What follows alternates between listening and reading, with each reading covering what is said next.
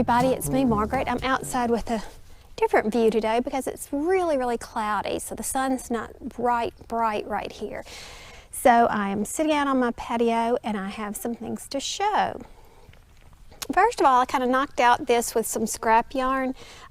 This is just a little crocheted hat using, I don't know what you call this stitch. I think it's called the moth stitch, where you do double crochet, single crochet, and then you reverse that the next row. But there you go with that. I really like the way that came out, and this gives kind of a dense type feel, which is nice and warm. I like that a lot. And then I got out some woolies. These are scraps, and made these precious baby hats. And I did them using magic loop, and I did not have any problem. You remember my theory about red heart? So I have some more red heart, and I'm going to get it back out because, you know, there's some things that I just like, yeah, whatever, I don't care anymore. But I love red heart. I love the colors. It is a workhorse yarn. I have no problem crocheting with it, and I will not let it beat me when it comes to this. I think the deal is the texture of some. When I say red heart, I'm talking about Super Saver. You know, there's a whole bunch in that line, but I'm talking about Super Saver. You can't beat the color selection, and I have a lot of it, and I do use it, and I like it a lot. But the problem is there's something about the act of knitting that it doesn't slide as well on the needles, I think, that it seems to give you no problem on crochet. I don't know, I can't figure it out. But I'm not gonna let it beat me, so I'm gonna try that again. Oh, and by the way, last week I was complaining about this little red heart Super Saver hat. I ended up putting it in the wash 3 times, a total of 3 times. I was complaining because, one, it was hard to work with, and 2, it's not as soft as some of the other Super Savers, and I can't figure it out. Maybe you yarn dyeing people could help me with this. I don't know, because it's acrylic, which means it's actually made differently. But some colors are softer than others, and I know it has something to do with the dyeing process. This was not soft. Well, after washing it 3 times, I said last week, nobody's getting this hat because it's not soft enough. Well, yes they are, because now it's soft enough. So keep that in mind. If you have a yarn in your stash, you make something up, you wash it, it's not soft enough to please you, throw that thing back in the washer and dryer and see what you get. Now, I want to also point out that even though this is acrylic and you don't get a whole lot of blocking action, the movement over time did close my ladder up a little bit. Now, this was just a flat out mistake that I did at the casting on right here. But I saw something interesting. I think it was on techknitting.com, where they talked about vintage sweaters. When you find one that's, you know, ancient, and you look at it and it is just perfect. The stitches are so perfectly even. And they explained that the reason why was probably because of the wear and tear, and that the wiggle and the use and all that the use of it wiggles all the stitches into an equal state. Each one has been pulled and wiggled, and I think that's kind of what happened with my ladder, how it improved, because it wasn't. This I can live with. So that was kind of interesting. It's still not perfect, but I can live with that. So that was interesting. I forgot to put my microphone back on when I went to get that. All right, so what else was I working on? Well, I did this cowl. This is called the school bell cowl. There's not a written pattern for it, although I did jot down notes, but I'll have to ask Jay from Jay's Knit and Purl Jam if she would mind my sharing those before I go announcing that I'll post them somewhere. But she does videos, and she's an excellent teacher, especially for beginners, because she takes things very slowly. And what she did to design this cowl was she found a stitch in a stitch dictionary, and turned it into the cowl. She did the stitch repeatedly here, and then she ended up with this ribbing here, and when you flip it down you get sort of like a you know, the pretty part on the bottom in this color. I just loved it. I thought it was very practical.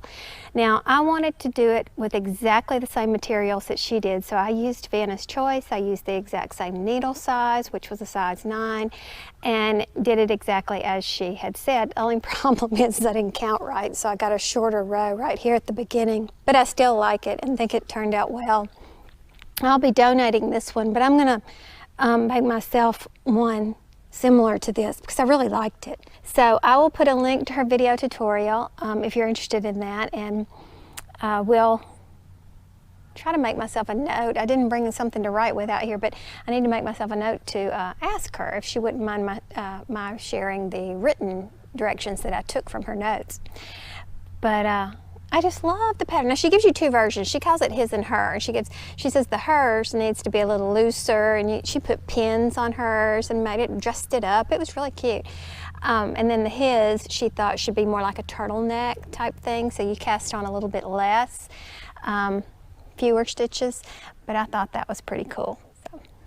So last week y'all kind of got a kick out of the time lapse of me crocheting, and I don't think it was because of me crocheting. I think it was because of all the activity that was going on around me.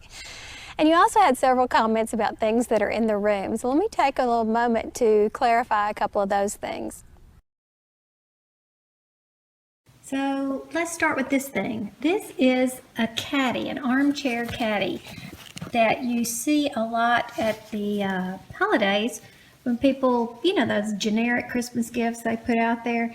And I love this thing.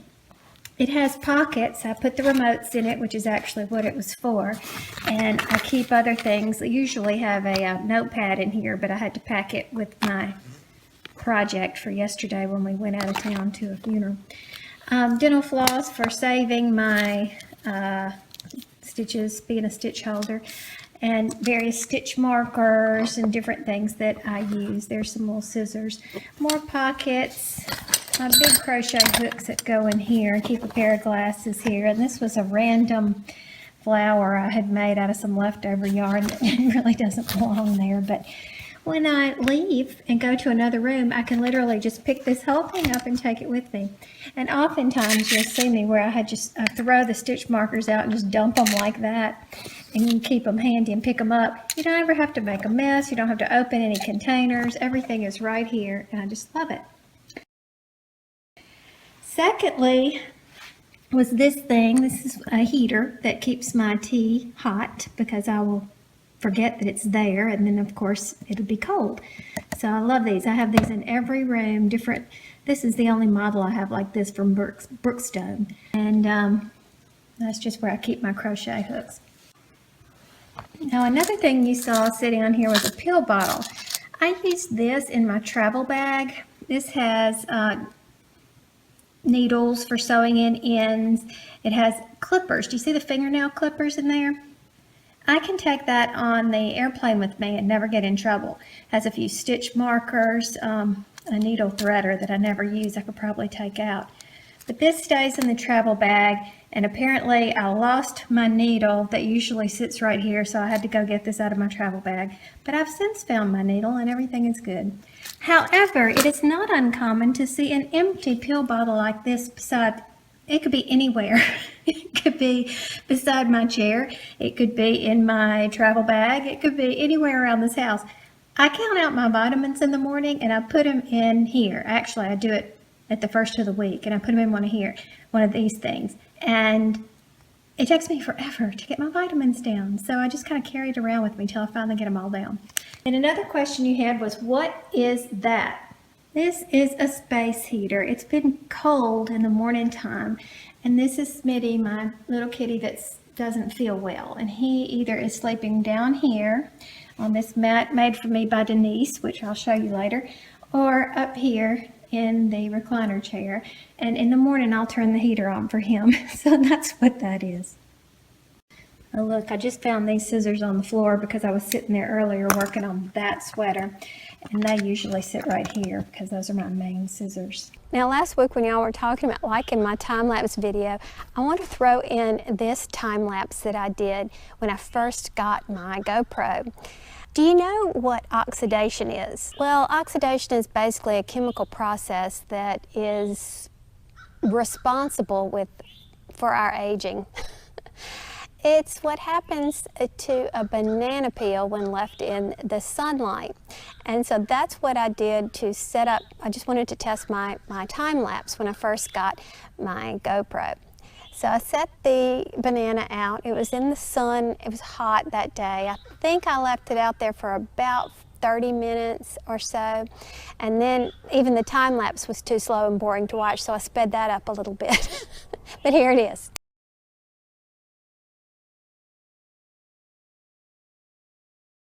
You want to see it again?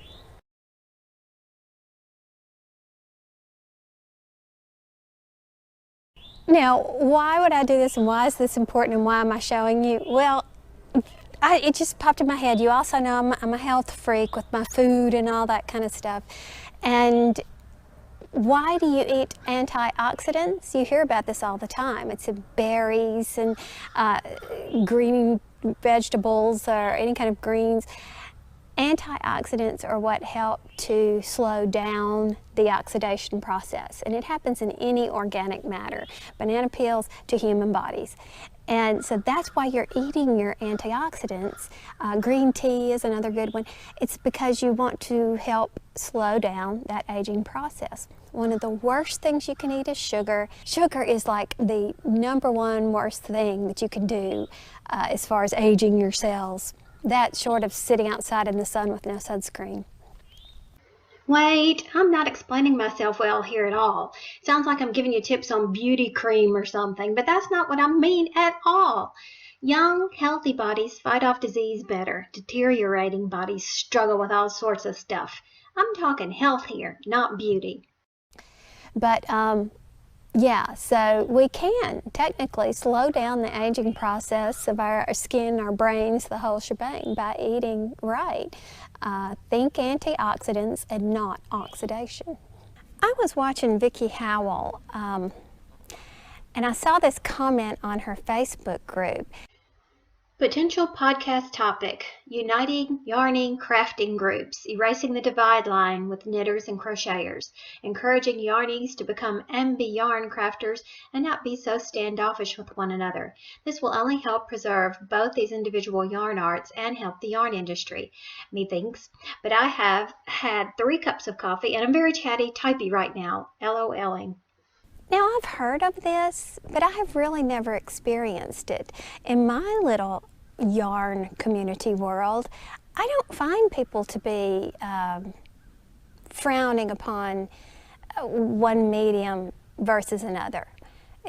Everybody's, so a lot of people do both knitting and crochet, so I don't really understand that at all.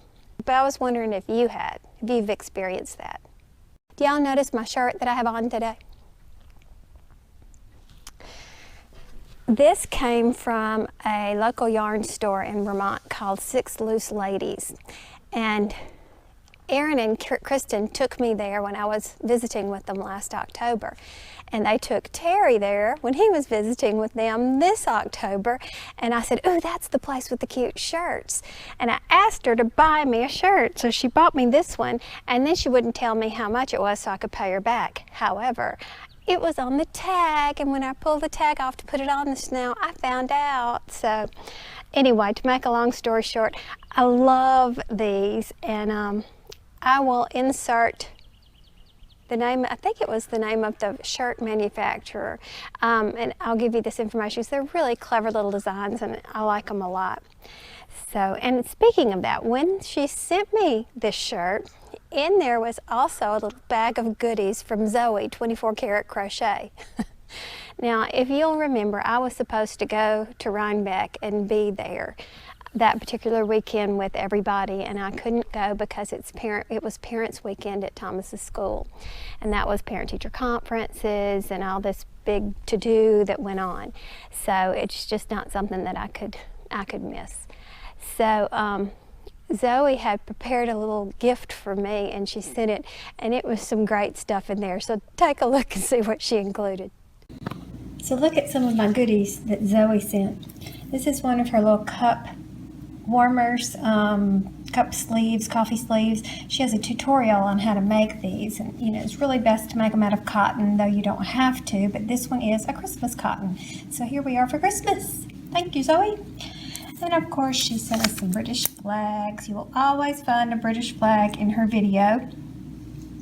And now I have my own. And this is a little keychain with the original statement, keep calm and carry on. A lot of people don't realize this is the original thing. It came from the British during World War II. While they were busy being bombed by Hitler, life continued on. The British did remarkably well, going into the bomb shelters at night, taking care of victims. If their business survived, they could get up and go to work the next day, and that they did. They kept calm and they carried on business as usual. So if you see all those keep calm and knit on and all that is based on the original World War II signs and promotions that they had for morale.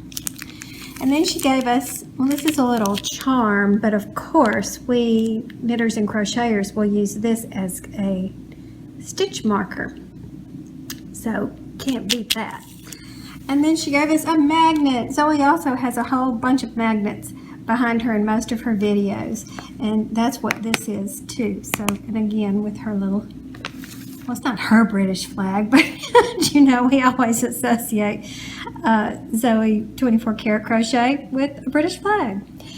And then she sent some goodies. Now here are some candies. This is an assortment of different kind of chocolates, like malted milk balls and caramel and chocolate covered raisins and with really great quality chocolate. And yes, I've already opened it, and yes, I've already been in it, and it is out of this world. Yes. One of the worst things you can eat is sugar.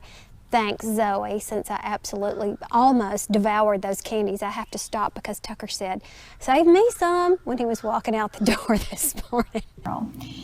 And this says it's a drumstick. I haven't tasted it yet. I only had one, but I wonder if it's like a slow poke. It kind of has that consistency. I don't know. I'll let you know about that. And then this cracked us up. This is Instant British Accent. It's actually a breath spray. But look, it says, sound richer, sound smarter, even look more attractive. Voice transformation so convincing even your own mother won't recognize you. Look, Butler and Countryside Manor sold separately. There he is. So apparently when I spray this breath spray in my mouth, I am going to sound richer, smarter, and even look more attractive as I sound like a British person. And you know, we really do believe that, we Americans. We're like, oh, you just add a British accent, you just are smarter. I don't know. It's just comical. The whole thing is comical. So that is great, Zoe. That's so you. I just cracked up at that. And my husband loved this too. He works with some people from London, and so that's pretty funny. Now here we are at the beginning of November. We just finished Halloween, and already Christmas preparations seem to be in full throttle mode. And that drives my husband crazy. It drives a lot of people crazy because we as Americans still have a holiday in between Halloween and Christmas, and that is Thanksgiving. It's always the fourth Thursday of November. And many people, like especially my husband, don't want to talk about Christmas until after Thanksgiving. We're not allowed to listen to Christmas music in his presence or anything like that. It drives him crazy. But, you know, Thanksgiving is an important holiday, an important national holiday. And I've recently learned, you know, I'm a YouTube fanatic. I watch a whole lot of stuff on YouTube besides our yarn stuff. And I found a documentary on the history of Thanksgiving, and what they taught us as children was not exactly correct. We had this this beautiful image of the pilgrims celebrating their survival of their first year here in the New World, and that they invited their new friends, the Indians, to come and feast with them and all that. Well, they say it wasn't exactly like that. Well, I'm going to put a link to this documentary just in case you're interested, and because there's not a whole lot of Thanksgiving-themed things to watch on television. But I will warn you that they keep talking about this myth that we were taught in school, and then when they go to tell you the truth, it still was a great feast in the year 1621, and it was because they survived this great winter. And there's just a few facts that were not exactly what we were taught, that didn't align exactly with our childish image of what the first Thanksgiving was all about. But then after they tell you this, then they go back to keep calling it a myth again. So I'm not exactly sure who was the writer for this thing, but regardless, you get to see what they claim to be the historical facts. It's all based on one letter. That's really the only documentation we have that this feast actually took place, and I think that was a little interesting too. But anyhow, just thought I'd throw that out there. But having Thanksgiving on the brain, I got on Pinterest, which is, you know, I love Pinterest, and I'm on there, I would say, several times a week. It's not something that I get on all the time, but I love the power of Pinterest in that you can just search like you can Google, but you come up with exactly the crafting items that you want. So I'll put Thanksgiving knitting, Thanksgiving crochet, something like that.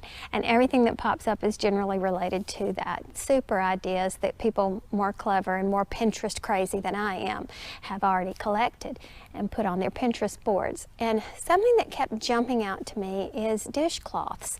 Now, Stacy of Very Pink Knits had said that she thinks it's important for every knitter, no matter how advanced they are, to go back to basics and do things like dishcloths from time to time. It helps you, I don't know, review the basics, I guess it is. Well, I saw some of the cutest dishcloths, and you know, I really don't use them for dishes.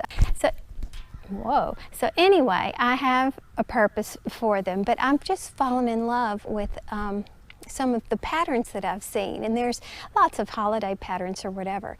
Well, I found this great site, and I'm going to show you here, where you have not only the dishcloth patterns, but she gives you the bib option as well. And she has some of the cutest things on her blog. Unfortunately, with most blogs, because blog writers are not generally knowledgeable in HTML languages, can't preview everything that they've got on their blog in one spot.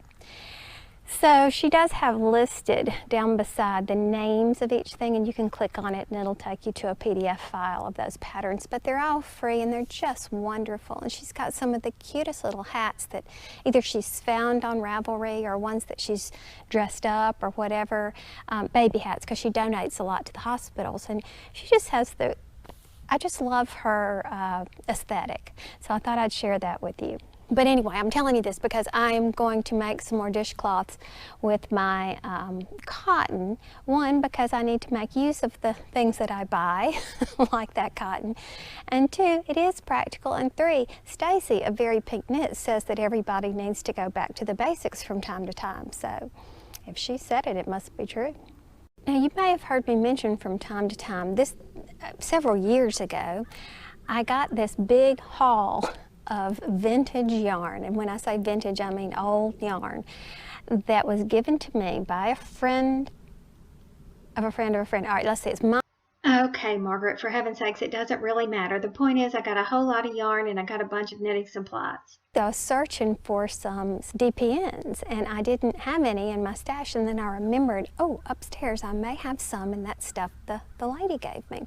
I had given a whole bunch of those needles to Olivia, oh, congratulations, Olivia, on your marriage. Oh wait, that's bad taste. You don't say congratulations to the bride, you say that to the groom. Best wishes, Olivia. So anyhow, I went upstairs and I did find some, and I thought to take a video so you could see this old packaging and whatever.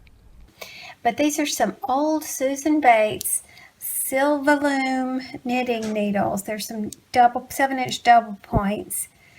It doesn't say what size they are, so I'm going to use my needle sizer, except for the fact, oh yeah, there it is. Size 1. Okay, except for the fact, does that say size 1? I don't know if that even says size 1. But anyway, except for the fact that I can't get them out of this package. So I'm going to have to tear up my vintage package. Oh my word. Now this looks like pickup sticks. Do you remember the game Pickup Sticks when you were little? And as a matter of fact, I'm not so certain that they're not actual pickup sticks. But these are the Silverlooms. I think they're all the same size. I don't know. Check it out. Do y'all know Caroline? I have talked about her on several occasions, and she's made a visit on my channel before. And she has a podcast called Zazou Podcast. She is an indie dyer and a knitter extraordinaire. She's extremely talented, even to the point of she just wanted to whip up a baby cardigan with no pattern, and it came out absolutely adorable. But she is now venturing into designing, and she sent me her first shawl pattern. And it is, as you would expect, beautiful. She's beautiful. Everything she does is beautiful. She's just, yeah, this is a winner. So I need to see if I'm bold enough to attempt it, because her skills are way past my skills. And but I really would like to. I want to have a Caroline original, if you know what I mean. I'll put the link in the description box below so that you can go get it if you fell in love with it. But it would be a tremendous gift for somebody, I think. Very elegant. Happy Tuesday, everybody. I went to get my hair cut this morning and then promptly got caught in the rain. But I wanted to show you a package I received in the mail yesterday. This is from Denise, Craftin' D, and she sent me some things to add to the donations that I give to my area charity. But she also sent a mat, a cat mat. This is scraps that she put together. We've talked about this before in my videos, and I just love it. It's really tough, durable, washable, and the cats like to sit on things like this. So I still haven't called the shelter to find out if I could, you know, do a whole lot of these up and see if they would take them, but I know a lot of shelters do. I need to put that on my list of things to do. Now I'm going to magically close your ears so this paper doesn't hurt you. Okay, look at this goodness. She sent a hat and scarf set. She tucked it in the hat so it matches, and they're nice and soft. What is that? Caring Simply Soft, Red Heart Soft, something like that. I don't know. They're acrylic, but they're really nice. And then here's a red and gray one, same thing, with a nice matching one tucked in. That's what the lady asked me for last time. She said they loved the matching sets, so I'm glad to see that. Now this is cute. This is 2 strands together. All right, I did this once, and I love the way it comes out, although it looks like she may have actually controlled hers. When you hold 2 strands together, it kind of naturally winds so that one color is on top at a certain time, and then it'll naturally wind itself and another color is on top. But this really looks like she may have actually controlled how that came out. Huh, Denise, do tell. And here's another one in peachy tones, which is very nice. Feels good. I don't know, I don't recognize that yarn, but I like it. Oh no, this is cute. All right, she used the crochet border, and she also wrote a 3-page really funny letter. And she was talking about she did not like the way her crochet border turned out. But this is like a slouchy. Here, look, let me put it on my rain-soaked hair. Well, it's kind of small for me, isn't it? Okay, ignore my modeling. I made it look worse. But yes, for a kid, this is fine. I know she thinks that didn't turn out right. Okay, Here is the multicolor super bulky scrap hat.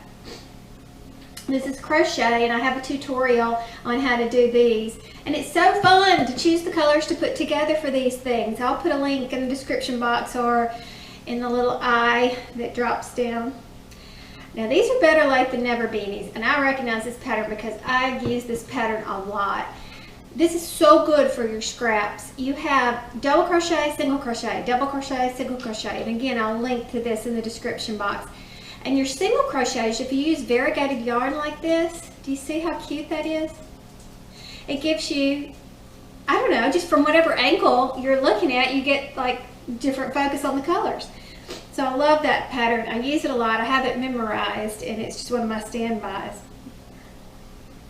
What is this? I recognize this. She mentioned it in her letter. Let me see what she said. Oh yeah, the Tezzy. Oh yeah, I forgot. I haven't seen that in a long time. Look at that pretty sparkly yarn. Can you see it sparkle from where you are? Maybe I'll zoom in. Zoom out. I'm on my GoPro. GoPros don't have zoom, so you have to do it like that. Look how precious. Now, is that not happy and bright? Am I holding it where you can even see? I don't even know. Happy and bright colors. We always love those. Ooh, what is this?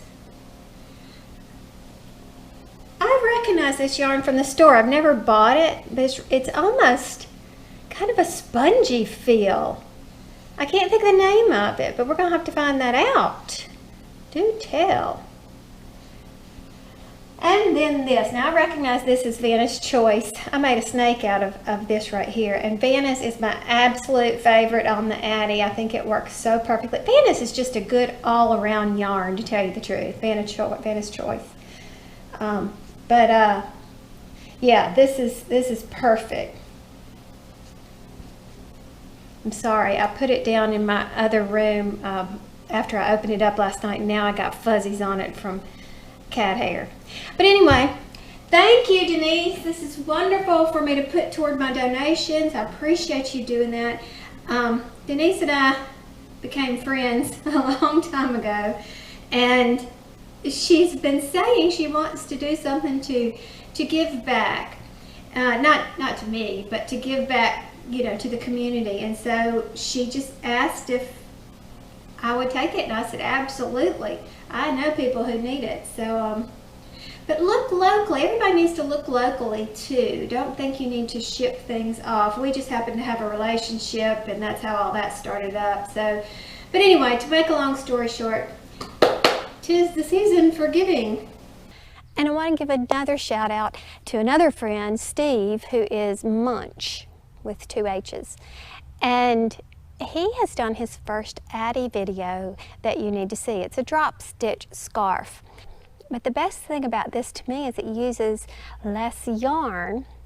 You drop stitch every other stitch, and it lengthens into a regular scarf length. Now, of course, it's going to be an airy type weave when you do the drop stitch like that. But when you're wrapping it all around yourself, it's still going to keep you nice, warm, and toasty. Or you can wear it like, well, you could see when you watch his thing. But that's a great, easy project. And as a matter of fact, speaking of scarves, Yolanda Soto Lopez is in need of scarves. It's either sets or scarves. A lot of people have generously donated hats alone, but the gift that she gives to each child is a hat and a scarf. So if anybody is willing to do some solid color neutral scarves that can go with some of these multicolor hats, that would be great, and send it her way. You can find all the information on her channel. Well, I'll put a link to the video, and it'll tell you can you hear that duck? It'll give you the address and a whole explanation of what she's doing. It's 3 orphanages. I think she wants to do something crazy like 800 sets this year. So I have been donating for the past several years, and will continue to do that for her. I have to get that in the mail now. And so anyway, if you are planning on sending her something, or if you didn't know about it and this is the first time you've heard about it, throw in a few extra scarves in a solid color. if you wouldn't mind, so that could help take those cute hats and make a set. Yesterday we had to go down to Fairhope, Alabama, which was about 3 to 4 hour ride depending on the traffic, and so I got a lot of car knitting done. And I do want to tell you, I've raved about my Cubics needles so much, and they're made out of that beautiful smooth wood that is so wonderful, and I enjoyed working with those in the car in the sun, because there are certain times of day when my Nova needles will just glint as I use them, and it just is kind of distracting. Now granted, it's only for about 30 minutes. It's a certain angle of the sun, but you certainly don't have that problem at all with that wood. So, you know, the Knitter's Pride Cubics are what I have, but I think the Dreams or anything of the wood variety would avoid that. But I do like the speed and the feel of my Novas, so I guess I'm spoiled and able to have the two sets. I use them all and I love them all. And then, of course, when it got dark, I had my handy-dandy light-up glasses. I was told, and I cannot remember the name of the person that shared this with me, I'm so sorry, but those are prescription light-up glasses that I have. I got those from Barnes & Noble, but the friend whose name I can't remember told me that you can get some non-prescription ones from the car type place, like where you would go to buy carburetor filters and air fresheners for your car, anything that's car related. So go check those out. Now I forgot to bring it out here, but I'm coming along on that Harry Potter sweater. All I have left to do is the neck and sewing the sides up, and then I'm doing duplicate stitch on the front for the letter. And I should be finished, but that is my goal. That's pretty much all I'm going to be working on this week. Maggie's coming in town, and I hope to have it done for her. Oh shoot, I forget she's watching my videos nowadays. Well, anyhow, that's the goal. But Maggie, you know Mom, if I don't get it done, oh well, I'll have to ship it to you or whatever. But anyhow, that's my priority for this week. Links to anything I've talked about will be in the description box below, or possibly other videos. Look for the eye up in the left corner and click that. It'll take you directly to those videos that I may have spoken about before. And that's all. Talk to you next week. Bye.